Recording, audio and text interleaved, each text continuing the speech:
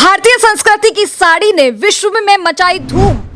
पश्चिमी देशों के लोग क्यों अपना रहे हैं भारतीय सभ्यता? आधुनिकता की होड़ में भारतीय क्यों भूल रहे हैं अपनी संस्कृति?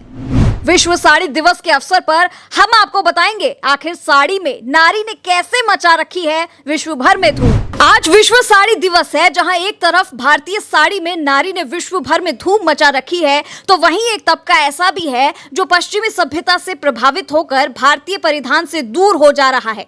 ऐसे में भारतीय होने के नाते साड़ी पर बात करना आज के दिन बेहद जरूरी हो जाता है।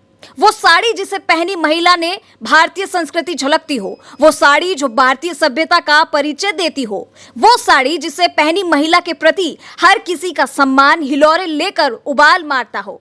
साड़ी का शोर तब और ज्यादा सुनाई देता है जब आप भारत के गांव में प्रवेश करें या फिर कृष्ण की नगरी मथुरा, वृंदावन जैसे धार्मिक नगरी में घूम रहे हो। आप देखेंगे कि विदेशों से घूमने आए लोग यहां आकर अपनी वेशभूषा को बदल लेते हैं। पुरुष कुर्ता धोती में दिखाई देते हैं तो विदेशी महिलाएं सूती साड़ी के साथ माथे पर तिलक, चंदन और हाथों में माला जपती हुई नजर आती है। इतना ही नहीं, उनके मुंह से एक ही धुन सुनाई पड़ती है, हरे राम हरे कृष्णा, हरे राम हरे कृष्णा। इस बात में कोई दो राय नहीं है कि वास्तव में असली भारत आज भी गांव में बसता है। भारत क्या है, कैसा है, उसकी संस्कृति, सभ्यता और परंपरा क्या है, ये सब देखना है तो भारत के किसी गांव में जाइए और देखिए। लेकिन दुख तब होता है जब युवा पीढ़ी पश्चिमी सभ्यता की चकाचौंध में अपनी संस्कृति को दरकिनार कर देती है और आजादी के नाम पर फूहड़ता परोसने से भी उसे परहेज नहीं करती।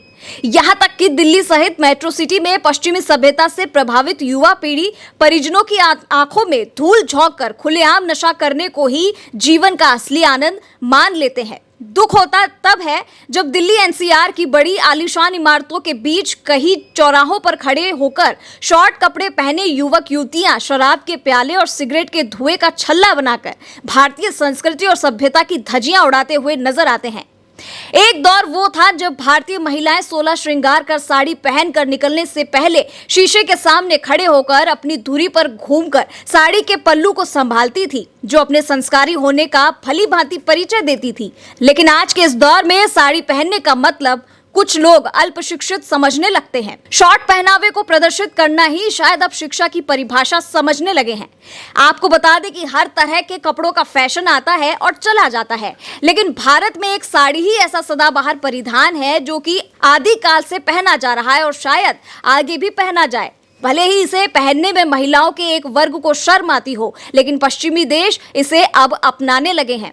ये बात अलग है कि जो वर्ग साड़ी पहनने से परहेज करता है वो अपनी शादी भी वही साड़ी पहनकर करता है। यहाँ तक कि फैशन के दौर में करवा चौथ, तीज त्योहार, होली, दीपावली और शुभ मौके पर वही महिलाएं साड़ी के बिना फीकी कहें या फिर कहें कि अधूरी अधूरी सी नजर आती है। एक समय वो भी था कि जब दो पक्की सहेलियों की पहचान तब होती थी जब एक सहेली की शादी में दूसरी सहेली साड़ी पहनने में मदद करती थी। लेकिन अब युवापन में साड़ी पहनने और उसे खरीदने का शौक कम होता दिखाई देता है।